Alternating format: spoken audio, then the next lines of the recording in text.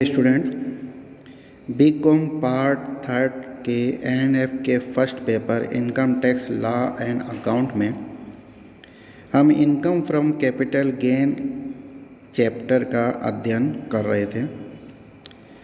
इससे पूर्व की वीडियो में हमने देखा था कि अल्पकालीन पूंजी लाभों की गणना किस प्रकार से की जाती है।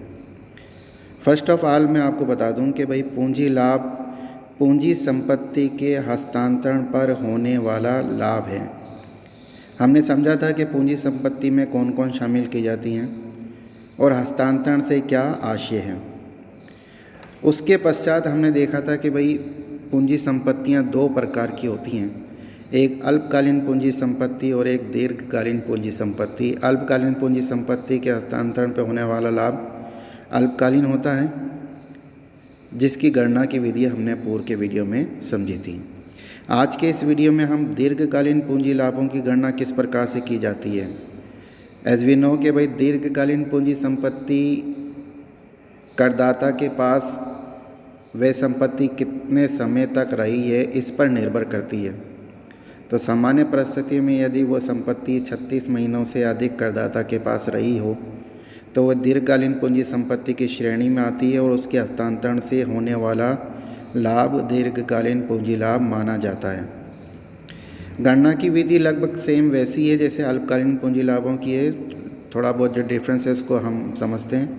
सेल कंसिडरेशन सबसे पहले लिया जाएगा, उसमें किसी प्रकार का कोई एक्सपेंडिचर ऑन ट्रांसफ़र किया गया है, जैसे ब्रोकेज वगैरह है, रजिस्ट्रेशन फ़ीस है, लीगल एक्सपेंसेस वगैरह हैं। इनके संबंध में अगर उसने किसी प्रकार का कोई खर्चा किया है तो उसे घटा के नेट सेल कंसिडरेशन को ज्ञात कर लिया जाएगा। उसके पश्चात अल्पकालीन में कॉस्ट ऑफ इक्वाइजेशन और कॉस्ट ऑफ इम्प्रूवमेंट को हम घटाते हैं, लेकिन यहाँ पर आपको दीर्घकालीन में इंडेक्स कॉस्ट ऑफ इक्वाइजेशन और इंडेक्स कॉस्ट ऑफ इम्प्रूवमेंट ये आपको घटाना है और इसकी गणना की जाती है। इंडेक्स कॉस्ट ऑफ इक्वाइजेशन कैसे ज्ञात किया जाएगा ये हम अभी आप समझेंगे, और इसी प्रकार से इंडेक्स कॉस्ट ऑफ इम्प्रूवमेंट कैसे ज्ञात किया जाएगा इसको भी हम समझेंगे। वो घटाने के बाद लॉन्ग टर्म कैपिटल गेन की राशि आती है, उसमें से अगर किसी प्रकार का कोई इन्वेस्टमेंट वगैरह धारा 54 के अंदर एग्जम्पशन मिलती हैं, धारा 54 से लेकर 54(b)(g)(b) तक अगर उसने किसी प्रकार का कोई इन्वेस्टमेंट वगैरह किया तो उसे एग्जम्पशन मिल जाएगी। ये राशि घटाने के बाद जो भी राशि बचती है उसे हम taxable long term capital gain के नाम से जानते हैं। अब यहाँ पर दो चीज़ें आपको समझनी है। सबसे पहली चीज़ ये कि इंडेक्स कॉस्ट ऑफ इक्वाइजेशन जैसे हमने अभी पूर्व में कि ये घटाया जाता है नेट सेल कंसिडरेशन में, तो ये क्या होता है, जो कॉस्ट ऑफ इक्वाइजेशन है उसको हम इंडेक्स करते हैं, यानी मुद्रास्फीति के कारण उस संपत्ति में मूल्य बढ़ना चाहिए।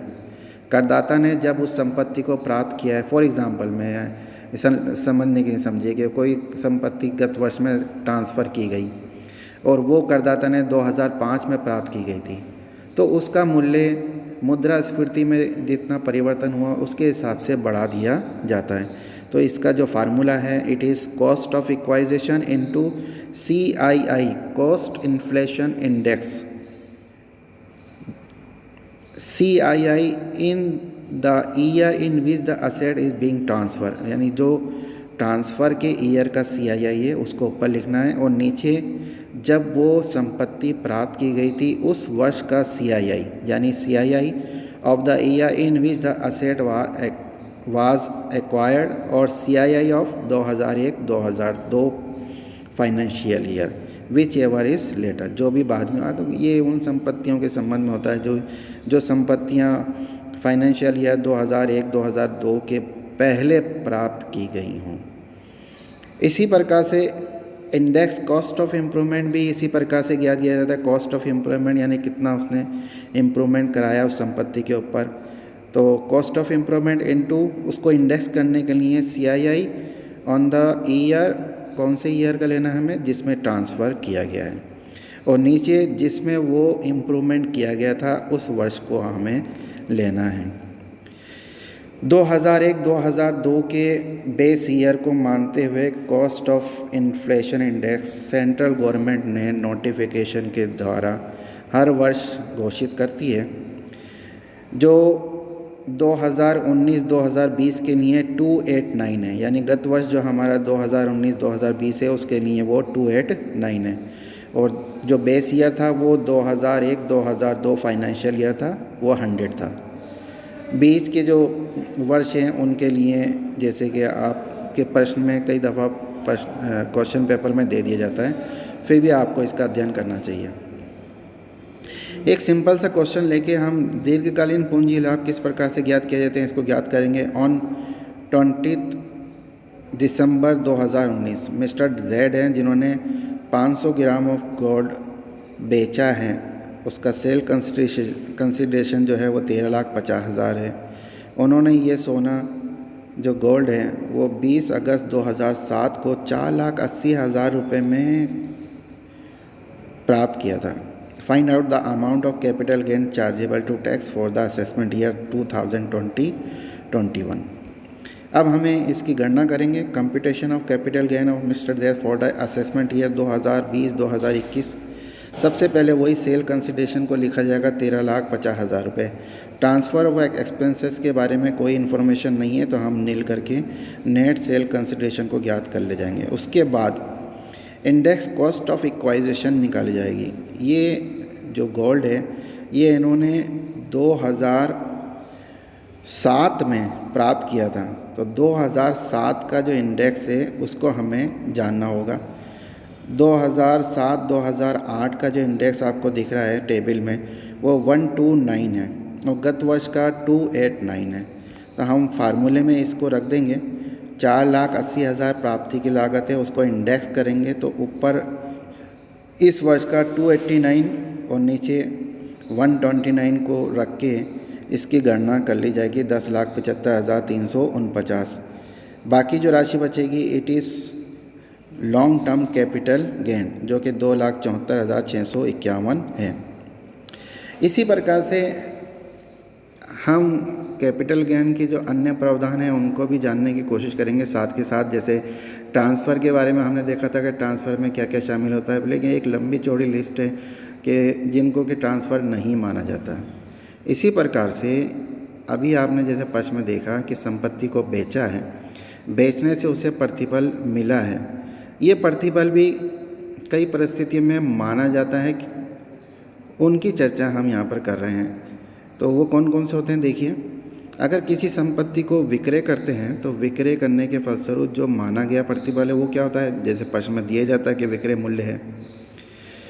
इसके अलावा अगर मान लीजिए किसी पूंजी संपत्ति को अदला बदली करी हो तो उसका प्रतिफल क्या माना जाए, तो ये कहते हैं कि विनिमय की तिथि को बदले में प्राप्त संपत्ति का उचित बाजार मूल्य, यानी आपने जो इस प्रकार का अदला बदली की है उस तिथि को उस संपत्ति का जो उचित बाजार मूल्य होगा वे माना गया प्रतिफल माना जाएगा।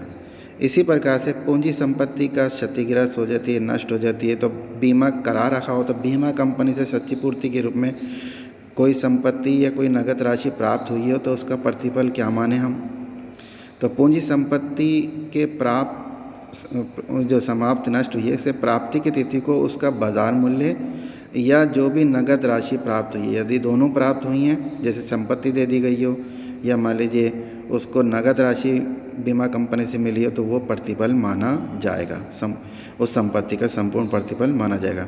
इसी प्रकार से किसी ने पूंजी संपत्ति को व्यापारिक रहतिये में परिवर्तित कर दिया हो तो परिवर्तन की तिथि को जो उसका उचित बाजार मूल्य होगा वे माना गया प्रतिफल माना जाएगा। इसी प्रकार से आप देखते हैं कि साझेदार होते हैं फर्म के और व्यक्तियों का समुदाय के सदस्य होते हैं। अगर इन्होंने पूंजी के रूप में अपनी किसी संपत्ति का हस्तांतरण किया हो तो फर्म एवं व्यक्तियों के समुदाय के लिए उसकी पुस्तकों में दर्ज किया गया संपत्ति का मूल्य प्रतिफल माना जाएगा। इसी प्रकार से जब फर्म एवं व्यक्तियों के समुदाय का विघटन होता है तो जो भी संपत्तियां होती हैं वो साझेदारों में या सदस्यों में वितरित कर दी जाती हैं। तो ऐसा कोई केस आता है, ऐसा पूंजी लाभ जब हम ज्ञात करेंगे तो अगर इस तरीके से कोई संपत्ति उसे मिली हो तो हम वितरण की तिथि को जो उसका उचित बाजार मूल्य है उसको प्रतिफल मानेंगे।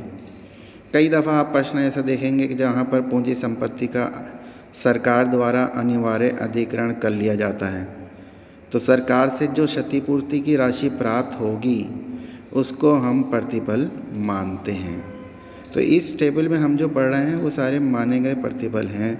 जब आपको प्रश्न में इस तरीके की कोई क्वेश्चन में इस तरह की प्रॉब्लम दी जाए तो आपको याद रखना है वहाँ पर कि क्या लिया जाए।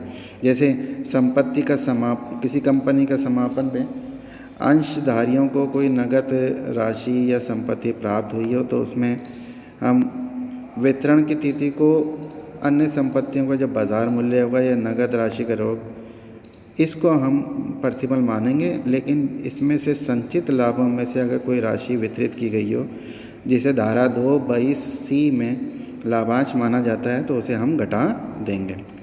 इसी प्रकार से कर्मचारी स्टॉक विकल्प योजना के अंतर्गत यदि कर्मचारियों को कोई अंश आवंटित किए गए हों, ऋण पत्र आवंटित किए गए हों, उपहार आदि के रूप में हस्तांतरित किए गए हों तो इसका प्रतिफल उपहार या हस्तांतरण की तिथि को संपत्ति का उचित बाज़ार मूल्य माना जाएगा।